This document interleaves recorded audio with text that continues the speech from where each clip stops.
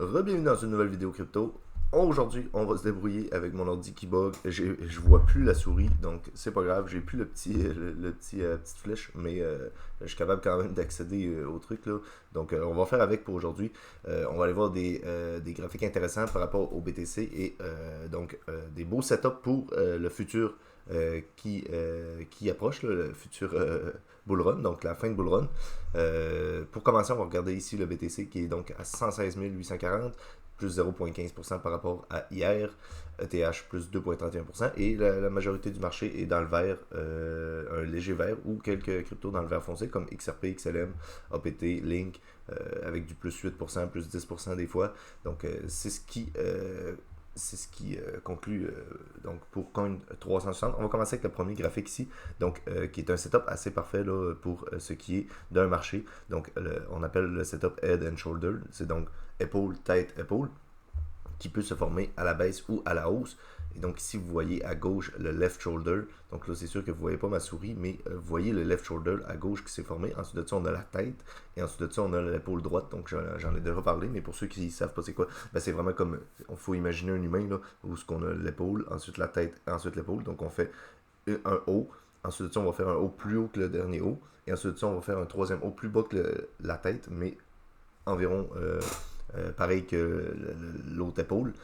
Ça peut se former sur une neckline qui est droite, donc une résistance ou un support, ou sur une neckline qu'on voit ici, donc, qui est donc la ligne de cou. Donc on imagine encore l'humain, donc l'épaule, tête, épaule, et on a aussi le cou, donc c'est la ligne qui correspond aux épaules, là, à peu près. Et là vous voyez qu'on a eu l'épaule à la baisse, l'épaule gauche à la baisse, ensuite de ça la tête plus basse encore, l'épaule droite à la baisse, et ensuite de ça on a brisé la neckline à la hausse, pour ensuite de ça avoir un retest de la neckline, donc un rebound. Ça c'est un setup parfait. Et normalement, pour avoir la target de ça, il faudrait mesurer de la neckline jusqu'à la base de la tête. Donc là, je suis pas capable de vous le montrer avec la souris, c'est un petit peu tannant. Mais imaginez-vous une ligne qui part de la neckline, donc à partir de la tête jusqu'à la neckline. Donc ça nous donne une longueur de ligne qu'on reporterait à la cassure de ce setup-là, donc où ce que la deuxième épaule termine, et on a la brisure de la neckline. Donc à partir de là, on mettrait notre ligne et on aurait notre hauteur, donc la target qui est visée, qui selon moi arrivera au moins à 140 000, peut-être plus. Donc c'est une très bonne target pour ce bull run, pour le BTC.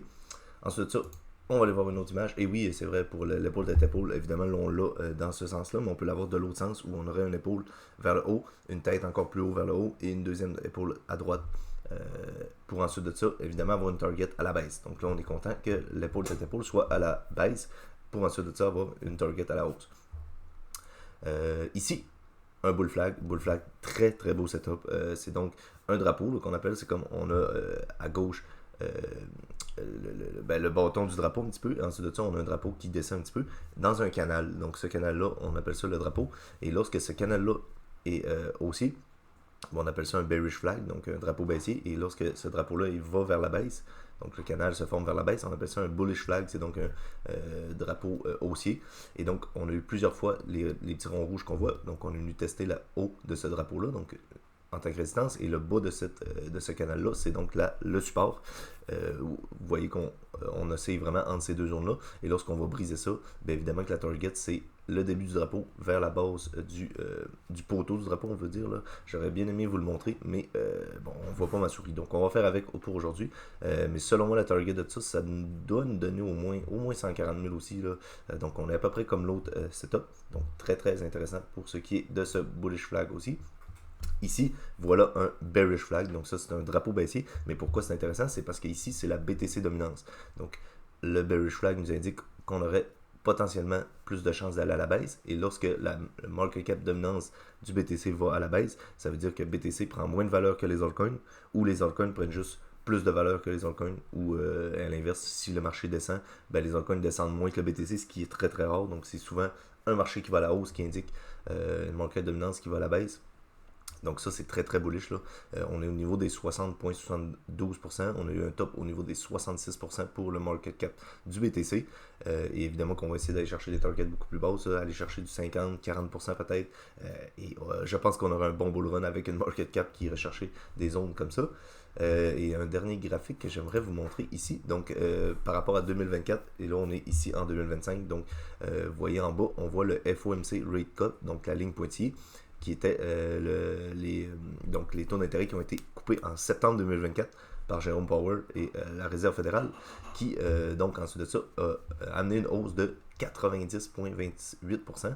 Et là on est où? Ben, on est juste avant septembre évidemment, on n'a pas eu de cut rate en juillet, mais en septembre on en attend très très fortement, et donc ça pourrait nous amener encore combien de pourcents, on ne sait pas, mais aller chercher des targets, comme on disait tantôt, à 140, 150, 175 000 peut-être, c'est pas fou, et donc vous voyez que le setup ressemble quand même à 2024, et la fin d'année 2024 était superbe là, avec des tops en décembre, donc pourquoi pas, et peut-être même avoir un bull run qui se poursuit un petit peu en 2026, ça on ne sait pas, mais pour moi la fin d'année, de septembre jusqu'à décembre, on a au moins une fin de bull run qui va se dérouler là-dedans. Est-ce que ça va se poursuivre? Est-ce que ça va finir un petit peu avant décembre? Ça, on ne le sait pas, mais je pense que les setups-là sont extraordinaires. J'espère que tout ça vous a plu. Désolé, là, avec ma souris, c'est pas évident. Là, je fais ce que je peux, mais on a quand même réussi à faire un bout de vidéo. Donc, nous, on va se revoir la semaine prochaine. D'ici là, prenez soin de vos investissements. Bye.